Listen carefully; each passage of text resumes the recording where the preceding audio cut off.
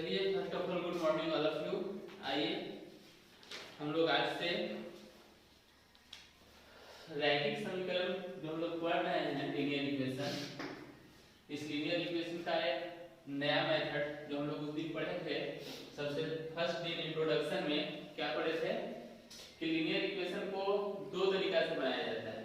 पहला होता है ग्राफिक मेथड ना, जो कि हम लोग ग्राफ पेपर में बनाते हैं, और दूसरा होता है हमारे पास बीजगणितीय मेथड ना, उसको हम लोग इंग्लिश में कहते हैं अलजेब्रिक मेथड। ठीक है, तो अलजेब्रिक मेथड के अंतर्गत हमारे पास तीन मेथड होते हैं, तीन तरीका होते हैं, और जो तुम्हारा एनसीईआरटी बुक जो है से इन तीन तरीका को तीन एक्सरसाइज में बांट दिया है ना। अगर हम लोग जानोगे तो एक्सरसाइज 3.3 में हम लोग पढ़ेंगे सिर्फ सब्स्टिट्यूशन मेथड, 3.4 में जाओगे तो पढ़ना होगा एलिमिनेशन मेथड, और 3.5 में जाओगे तो पढ़ना होगा क्रॉस मल्टीप्लिकेशन मेथड। ठीक है, तो सब्स्टिट्यूशन मेथड जो है सबसे आसान, पर सारे तीनों मेथड बहुत ही आसान होता है। बहुत मतलब कि एक्चुअली कहा जाए तो मैथ जो है से अभ्यास का चीज है। अगर तुम घर में रोज दिन बना रहे हो बहुत अच्छा है। इस कोई भी सॉल्यूशन करने से पहले ऐसा नहीं सोचना चाहिए कि ये तो बहुत बड़ा है। हाँ, सारे इक्वेशन बहुत ही सरल होते हैं, बस हम लोग को मेथड आना चाहिए। धीरे धीरे बनाने के लिए कोशिश करेंगे, समझ समझ के बनाएंगे, मैथ बहुत आसान लगेगा। और थोड़ा सा समझ के नहीं बनाओगे, एक दूसरे को झांक के बनाओगे, टफ लगेगा ही, इसमें कोई शक की बात नहीं है। तो आप हम लोग देखते हैं सब्स्टिट्यूशन मेथड, इसको हिंदी में कहते हैं प्रतिस्थापन विधि। क्या कहते हैं? प्रतिस्थापन विधि। आप लोग पीछे से बोलोगे नहीं तो सीखोगे नहीं, सीधा सीधा दिमाग में रखना। पीछे से बोलना सीख जाओ तभी सीखोगे। मैथ ऐसा चीज है, जब आप फीडबैक दोगे तो हम इधर से सपोर्ट देंगे ज्यादा बेहतर तरीके से। तो सबसे पहला क्या है? सब्स्टिट्यूशन मेथड, इसको हिंदी में कहते हैं प्रतिस्थापन विधि। अब प्रतिस्थापन का मतलब आप लोग जानते होंगे शायद। प्रतिस्थापन मतलब किसी एक को उठा के उसके जगह पर दूसरे को बैठा देना। प्रतिस्थापन मतलब उसके स्थान को बदल देना। आई बात समझ में? जैसे कि इंग्लिश में बोला है सब्स्टिट्यूशन मतलब एक की जगह पर दूसरा को पुट करना। पुट करना मतलब रखना, रखना मतलब बैठाना ना। तो अगर एक की जगह दूसरे को बैठाकर अगर हम लोग किसी इक्वेशन का, किसी समीकरण का हल निकाल पाते हैं तो उस मेथड को हम लोग क्या कहते हैं? Substitution method. हिंदी में कहा जाता है इसको प्रतिस्थापन विधि। उसी तरह से दूसरा होता है विलोपन विधि, और इस विलोपन विधि को हम लोग पढ़ेंगे एक्सरसाइज इसमें 3.4 में ना। तो अभी इसमें चर्चा करना हम लोग के लिए मूर्खता होगा। हम लोग इसको 3.4 में चर्चा करेंगे, एक एक करके हम लोग चर्चा करेंगे, ज्यादा बेहतर होगा। एक ही बार तीनों अगर हम लोग को बता दिया जाए तो शायद बोझ लगने लगेगा। आई बात समझ में? तो फिलहाल ऐसा करो कि तीनों मेथड को सिर्फ नोट डाउन कर लो, लिख लो, उसके बाद एक एक करके हम लोग एक्सरसाइज के साथ समझते चलेंगे और बनाते भी चलेंगे। आई बात समझ में? तीनों मेथड कौन कौन है? पहला सब्स्टिट्यूशन मेथड जिसको कहते हैं प्रतिस्थापन विधि, दूसरा एलिमिनेशन मेथड जिसको हम लोग कहते हैं क्या? विलोपन विधि। बहुत आसान है, हम लोग को मैथ्स 10th क्लास में अक्सर क्वेश्चन इसी से बनाते हैं, और आप लोग भी बनाइएगा। बहुत सिंपल, बहुत सरल होता है। इससे ज्यादा मतलब इससे भी आसान ये होता है, अब इससे भी आसान ये, इसका तो सिर्फ एक फार्मूला होता है, बस याद रखना है 12 21 12 21 12 21। दिख रहा है? कहो कैसे सर? देखो BC तो B1 C2 माने B1 of C2, वैसी तरह से B2 C1। यहाँ B1 C2 यहाँ 12 हुआ तो यहाँ क्या हो जाएगा? उल्टा 21 हो जाएगा। ठीक है, वैसे ही CA यहाँ भी 12, CA यहाँ 21। ठीक है, फिर यहाँ 12 यहाँ 21 है आसान। तो इसको तो मतलब कि अगर कहो तो एक एक करके स्टेप जैसे जैसे नीचे जाएंगे वैसे वैसे इसका सॉल्यूशन भी बहुत ही सरल होते चला जाएगा। फिलहाल सिर्फ इतना देख लो, उसके बाद जैसे ही हम लोग प्रश्न यानी समीकरण को हल करना शुरू करेंगे तो तुम लोग कहोगे हाँ सर सच में बहुत आसान है। ठीक है, तो सबसे पहले इसको नोट डाउन कर लो।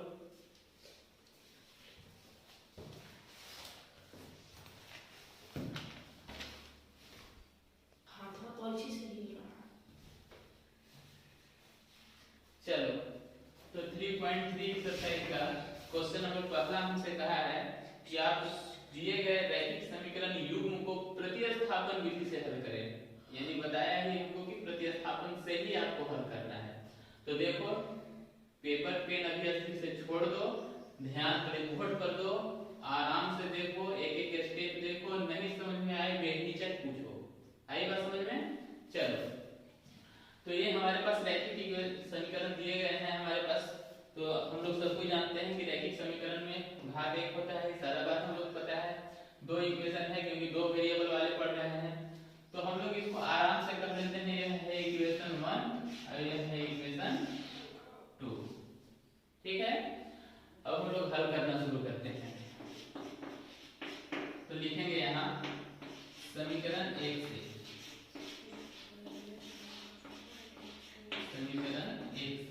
समीकरण 1 हमारे पास क्या है भाई? x प्लस वाई बराबर 14, ठीक है। x प्लस वाई बराबर 14। अब इसको देखना, कहा है प्रतिस्थापन। प्रतिस्थापन मतलब एक की जगह दूसरे को पुट करना, बैठाना ना। तो हम लोग ऐसा कर सकते हैं कि यहाँ x प्लस वाई है, प्लस वाई है, यहाँ से अगर y को इधर ले आए तो क्या हो जाएगा? माइनस वाई हो सकता है। तो हम लोग इसको लिख दिए x बराबर 14 माइनस वाई, ठीक है। इसको हम लोग कर दिए इक्वेशन 3, ठीक है। अब क्या कर रहे हैं कि किसका वैल्यू निकल गया इतना भाई? x बराबर, यानी x का वैल्यू निकल गया। अब x का वैल्यू जो है से किससे निकाले हैं? समीकरण 1 से निकाले हैं। अभी यही वैल्यू 1 से निकाले हैं, अब इस वैल्यू को हम समीकरण 2 में बैठा देंगे। किसके जगह में? x के जगह में इसको रख देंगे। यही बात कहा है प्रतिस्थापन, मतलब एक के स्थान बदल देना। अब x के स्थान को y के रूप में बदल देंगे। आई बात समझ में? तो लिखेंगे समीकरण सेकेंड में x का मान रखने पर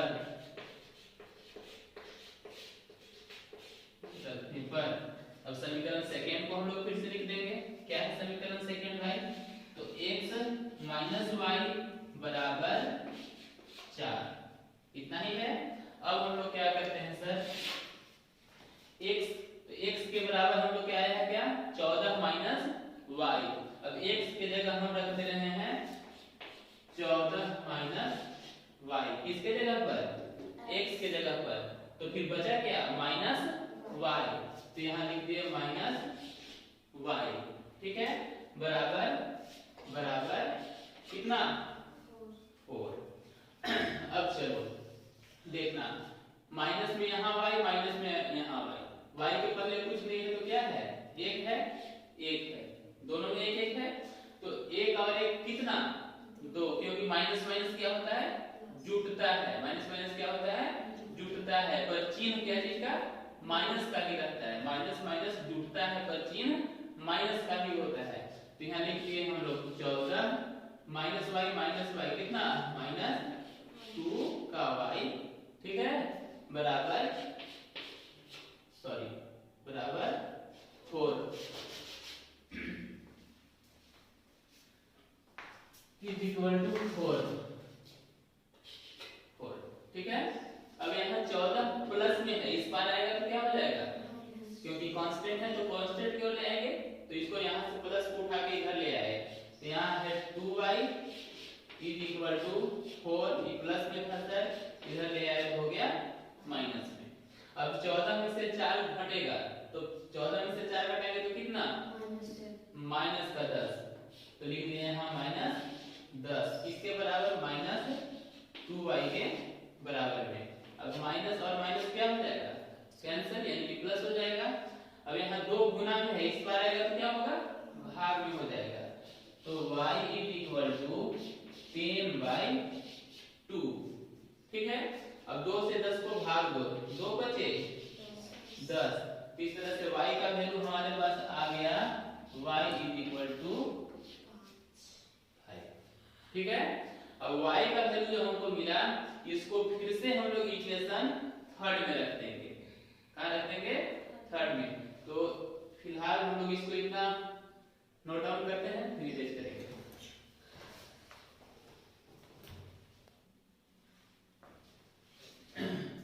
चलो तो y बराबर 5 आया।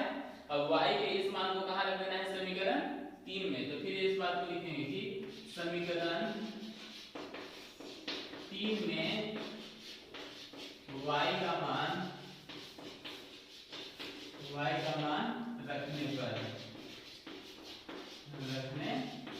पर समीकरण 3 हमारे पास यही है। तो x बराबर क्या है भाई 14 माइनस वाई, तो माइनस वाई और y का वैल्यू कितना 5, तो यहाँ y का वैल्यू रख दिए हम 5। तो 14 में से 5 घटाए कितना 9, यानी x बराबर हमारे पास आया 9। तो हम लोग लिखेंगे अतः x बराबर 9 और y बराबर 5। अब ये हमारे पास आया आंसर। दिक्कत है अगर स्टेप बाय स्टेप मतलब सावधानी पूर्वक बनाओगे तो कभी गलत नहीं होगा। गलत कहाँ होता है, जैसे यहाँ माइनस माइनस जुटता है, यानी चिन्ह का अगर नॉलेज नहीं है तो जाएगा क्वेश्चन, तब गलत होगा। तो थोड़ा सा सतर्क रहना है, बार बार अभ्यास करना है। एक बार गलत हो फिर से कोशिश करो कि बनाकर देखें, और एक बार दो बार तीसरा बार जब कंफर्म सही बनेगा, इसमें कोई डाउट नहीं है, लेकिन स्टेप हमको याद रखना है। ठीक है, तो चलो तो नोट डाउन कर लो।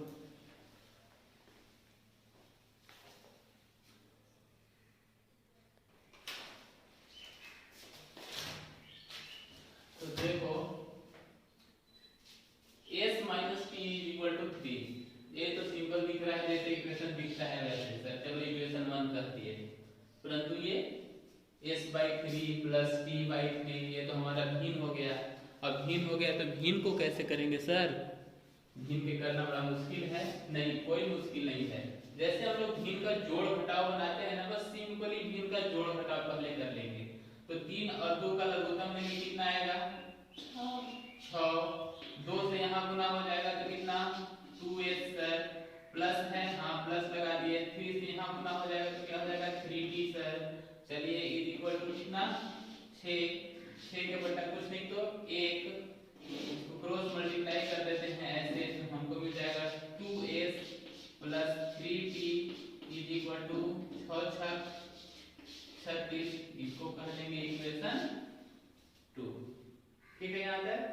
अब फिर वही बात समीकरण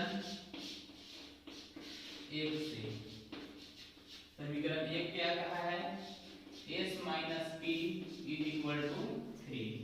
हम a से यहाँ रख लिए, e प्लस माइनस में है उस बार जाएगा तो प्लस में 3 प्लस p, इसको इक्वेशन 8 कह दिए। अब s का वैल्यू किसमें सेकेंड में रख देंगे, समीकरण सेकेंड में s का मान रखने पर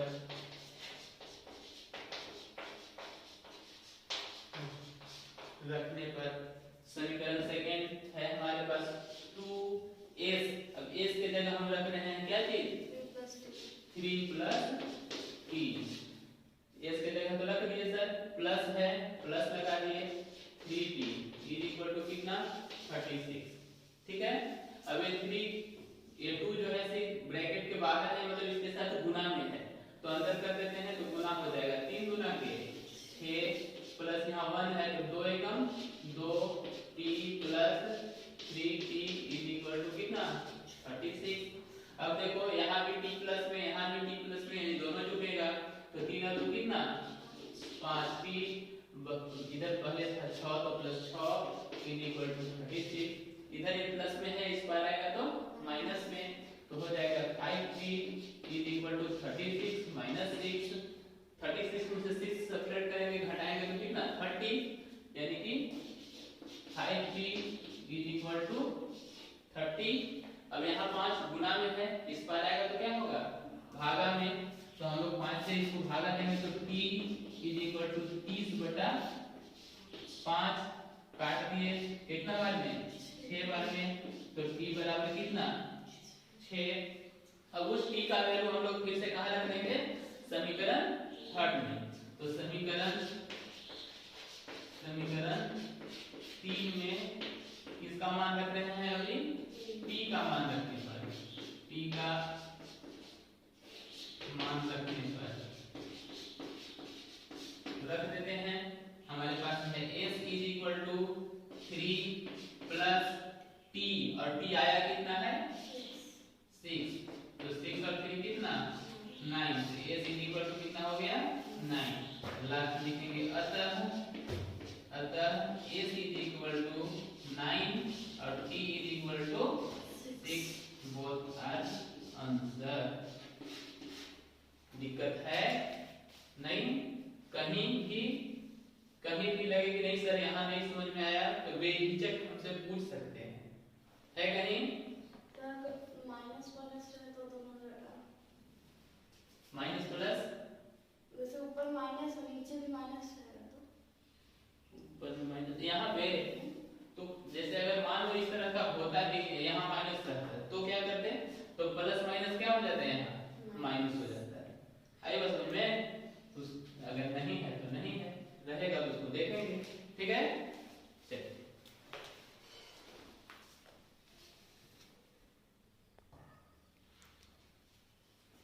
तो फर्स्ट का थर्ड नंबर क्वेश्चन हमारे हिसाब से बहुत ही आसान और गजब का है, परंतु अगर आप लोग देखे होंगे आप लोग को लग रहा होगा क्या है सर जो बार बार बोल रहे हैं इस तरह का चीज। देखो ना कितना आसान है, बोला है 3x minus Y is equal to 3, और फिर बोलता है 9x minus 3y is equal to 9, यही बोला है ना।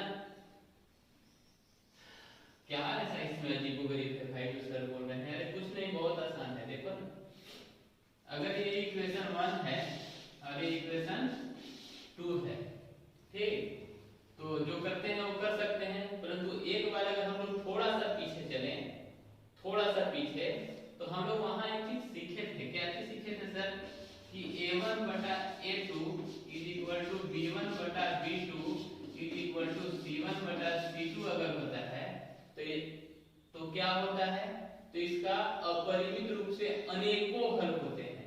कहेगी ए लाइन इस लाइन पर क्या हो जाता है, कॉन्साइड हो जाता है, एक ही रेखा हो जाता है, यही बात ना। अगर काश ये बात ऐसा ही होगा तो ऐसा है, देखते हैं शायद हो जाए।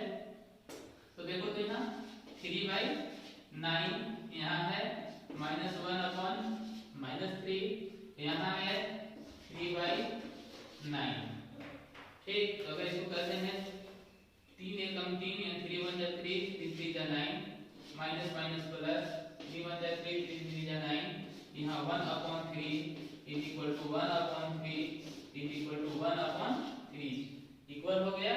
और जब इक्वल हो जाता है तो क्या होता है, अपरिमित रूप से अनेक हल होते हैं, एक दो हल नहीं मिलेंगे, कितने मिलेंगे, बहुत अधिक। जो तुमको मन करे वो इसका हल लिख सकते हो, मतलब सर ऐसे ही जैसे मन में से नहीं, ऐसे इसको हम लोग कह सकते हैं 3x इज इक्वल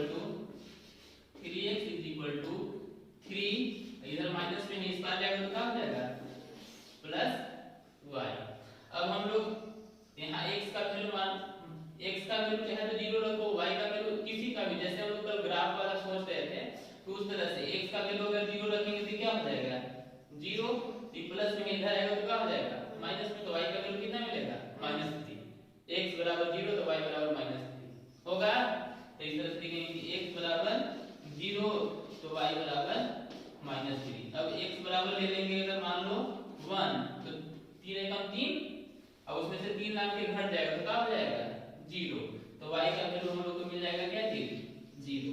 तो इस तरह से हम लोग बहुत सारे हल निकाल सकते हैं, इसी को कहते हैं इनफाइनाइटली मेनी सॉल्यूशन, मतलब अपरिमित रूप से अनेक हल, एक हल नहीं अनेकों हल निकल सकता है। आई बात समझ में। तो ये था तुम्हारा तीसरा, बहुत टफ था नहीं, इसीलिए बार बार बोल रहे थे कि थोड़ा सा अगर इस बात को केयर करके रखोगे तो इसको बनाने की जरूरत नहीं पड़ेगी, बहुत आसानी से हम लोग बन जाएगा, ठीक है। तीसरा के बाद हमारे पास है चौथा क्वेश्चन भी बहुत टफ नहीं है, बहुत आसान है, पर बच्चे इसको देखकर घबरा जाते हैं। क्या भाई 0.2x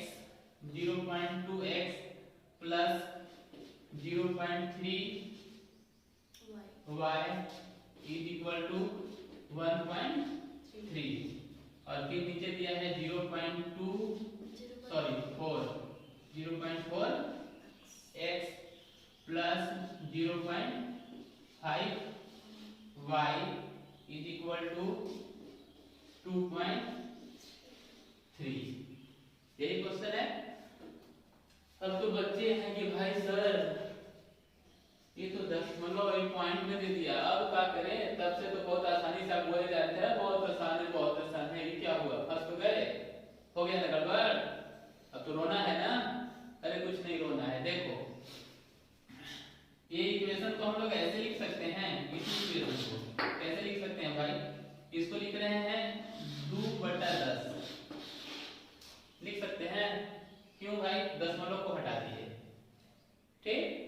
तो बगल में x था, x लिख दिए, फिर यहाँ आए प्लस, यहाँ भी दशमलव को हटा दो तो 3/10 y हो जाएगा।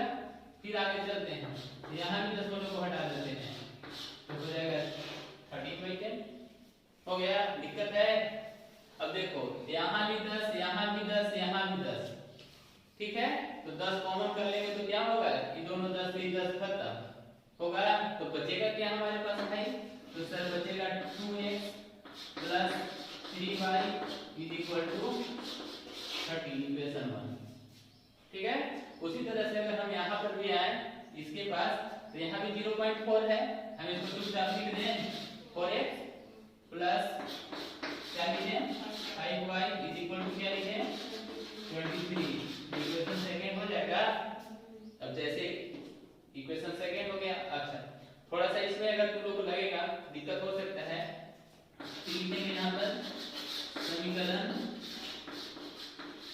1 से। अब समीकरण 1 हमारे पास क्या है sir? 2x plus 3y is equal to 13। किसी एक को उठाकर उस पार ले चलते हैं, तो यहाँ y प्लस में है, उस पार जाएगा तो माइनस में, तो 2x is equal to 13 minus 3y। अब 2 यहाँ गुना में है, उस पार जाएगा तो भागा में,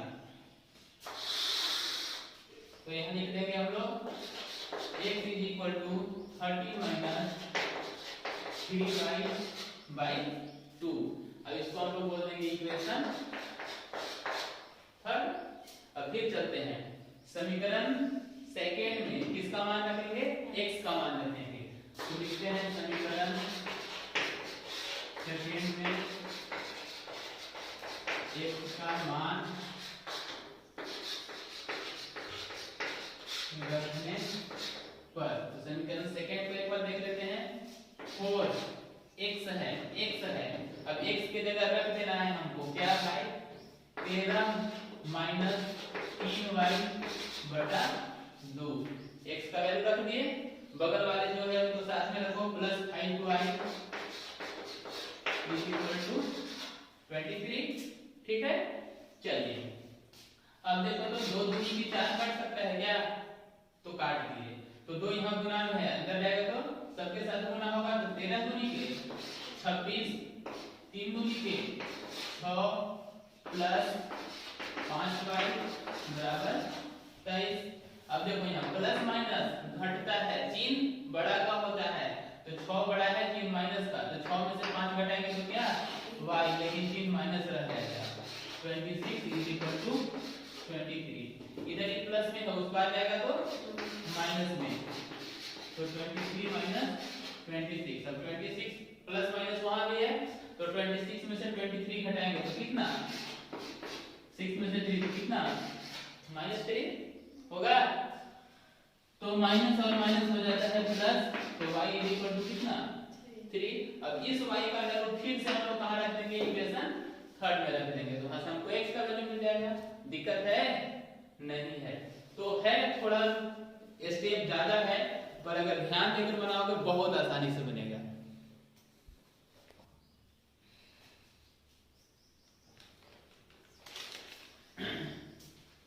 तो y का वैल्यू हम लोग समीकरण थर्ड में लिखेंगे। समीकरण थर्ड में